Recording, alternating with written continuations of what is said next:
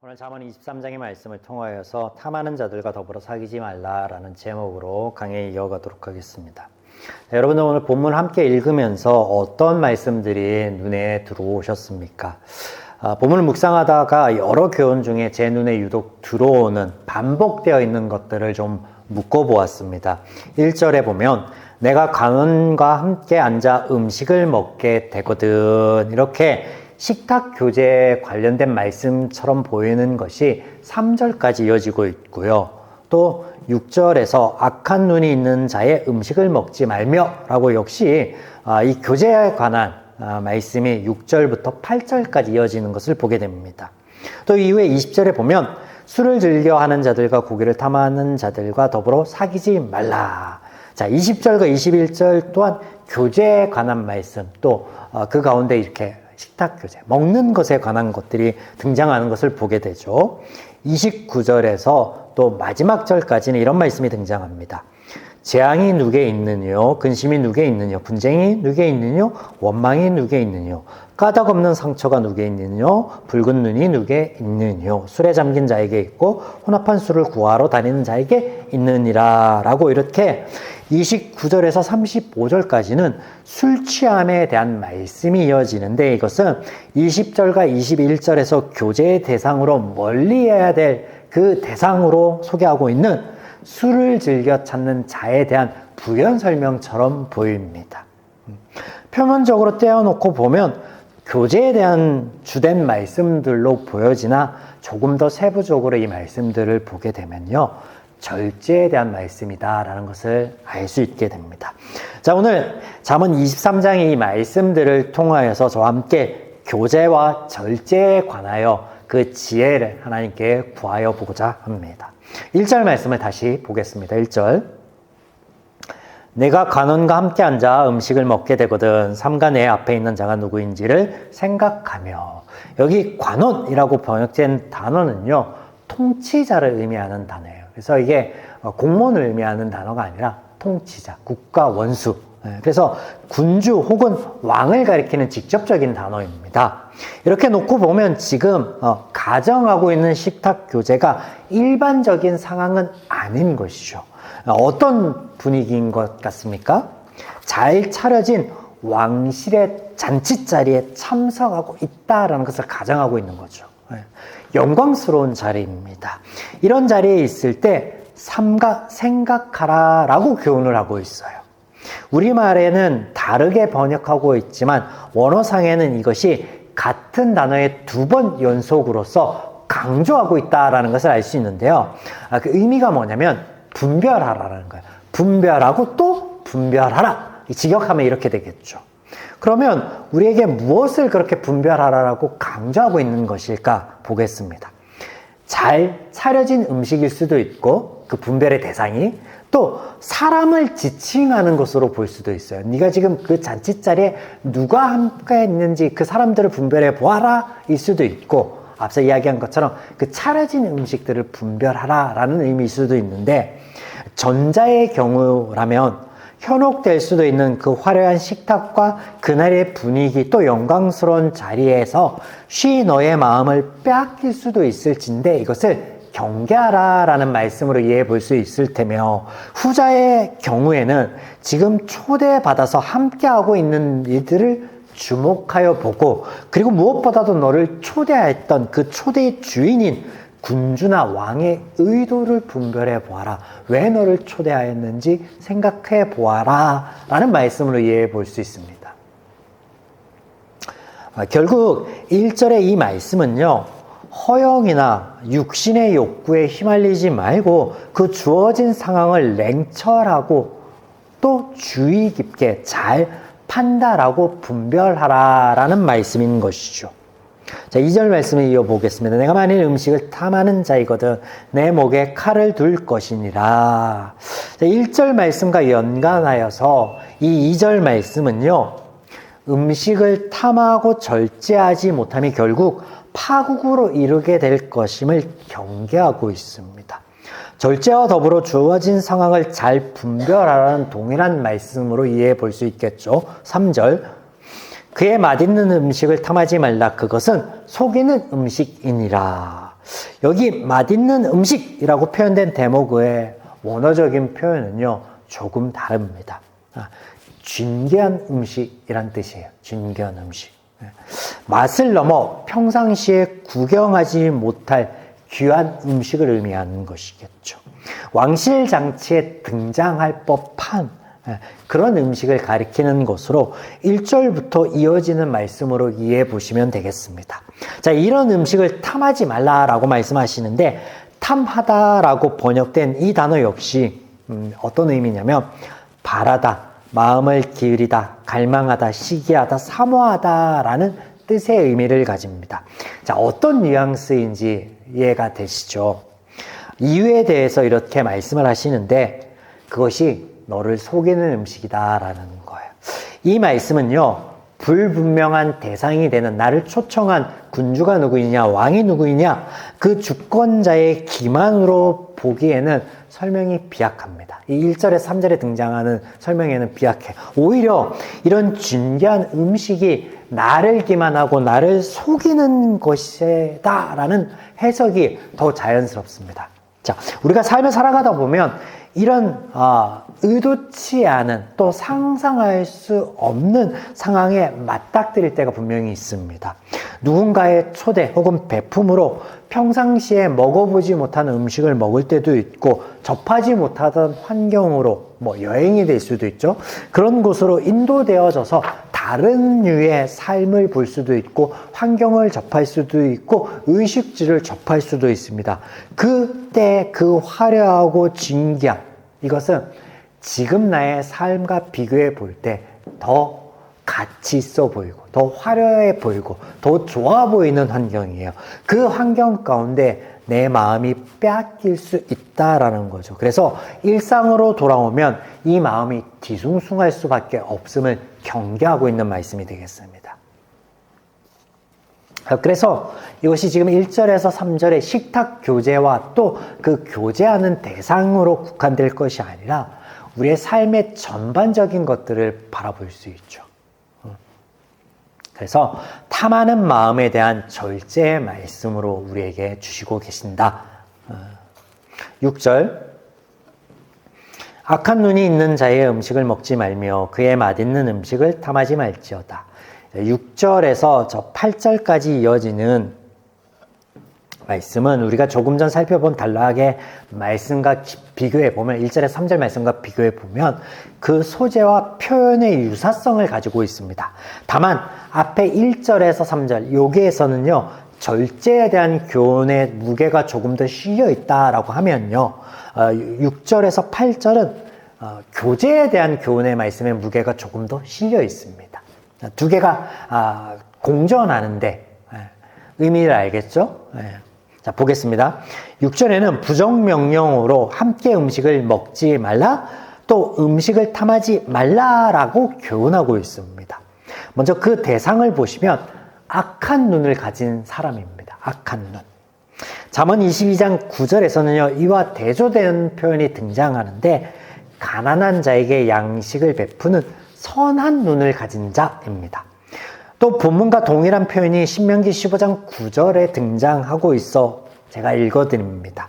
삼가 너는 마음에 악한 생각을 품지 말라. 곧 이르기를 일곱째 해 면제년이 가까이 왔다 하고 내 궁핍한 형제를 악한 눈으로 바라보며 아무것도 주지 아니하면 그가 너를 여호와께 호소하리니 그것이 내게 죄가 되리라. 희년에 대한 말씀인데, 그 희년, 하나님의 말씀을 지키기를 꺼려하며 이웃을 돌보지 않는 자.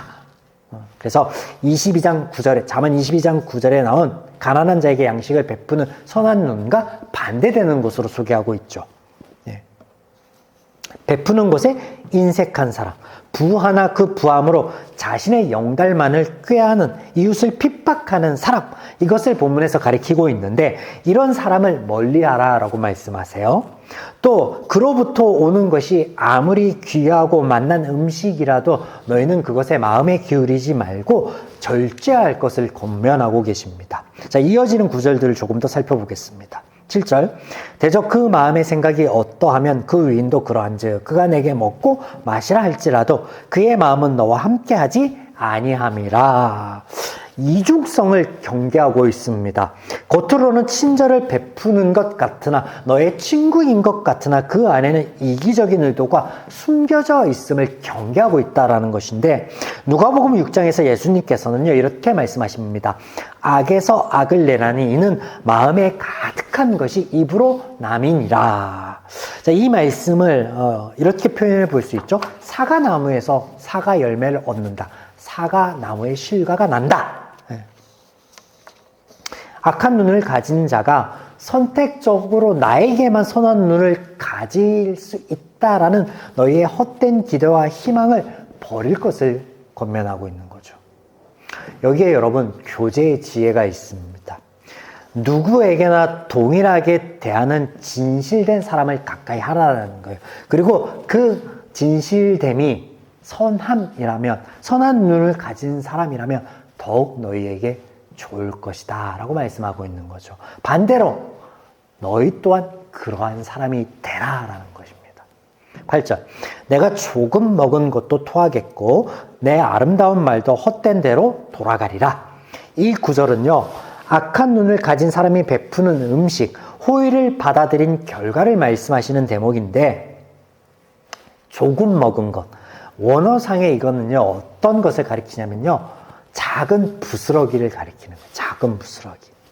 그래서 그 작은 부스러기를 먹는 것조차도 너희에게는 이롭지 못하다. 해롭다라고 말씀하시는 거예요. 그러니까 뭐예요? 유익이 전무하다라는 거예요. 너희에게 유익이 전무하다. 또 후반절에 헛됨을 가리키는 아름다운 말이라는 것은요. 인사를 가리키는 말인데 어떤 의미냐면 우리가 초대를 받으면 거기에 가서 감사의 말을 전할 거 아니에요? 그리고 그 식탁 교제하는 가운데 유쾌한 말들, 그 자리를 좀 이롭게 하기 위해서 우리가 내뱉는 여러 말들이 있을 거 아니에요? 그런 말들이 다 무가치해질 것이며 무의미해질 것에 대해서 말씀하시는 거예요. 먹는 것도 그렇고 너가 그 자리 가운데 내뱉는 너의 시간과 너의 노력이 모두 의미가 없다라는 것을 말씀하시는 거예요. 자, 우리가 다음으로 볼 것이 20절과 21절 말씀입니다. 술을 즐겨 하는 자들과 고기를 탐하는 자들과 더불어 사귀지 말라. 술 취하고 음식을 탐하는 자는 가난해질 것이요 잠자기를 즐겨하는 자는 헤어진 옷을 입을 것임이니라. 사귀지 말라라고 번역된 대목의 원어적인 표현은요. 그들 가운데 있지 말라라는 거예요.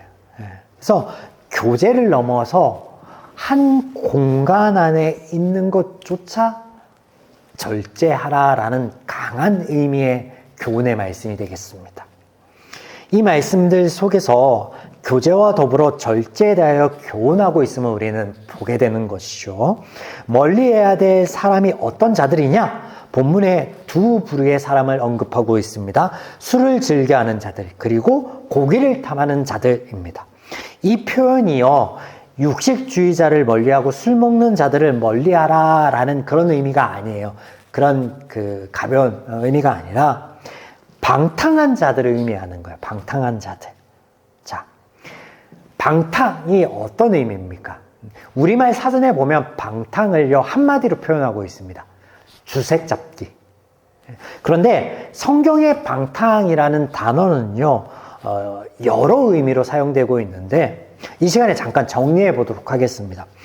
구약 성서 내에는요, 무가치한 것, 텅 빈 것, 이것을 의미하는 단어가 방탕으로 번역되고 있고요. 신약 성서 안에서는요, 무절제, 이것이 방탕으로 번역되고 있습니다. 또 그 행위에서 오는 소란스럽게 떠드는 것, 이것을 방탕으로 번역하고 있습니다.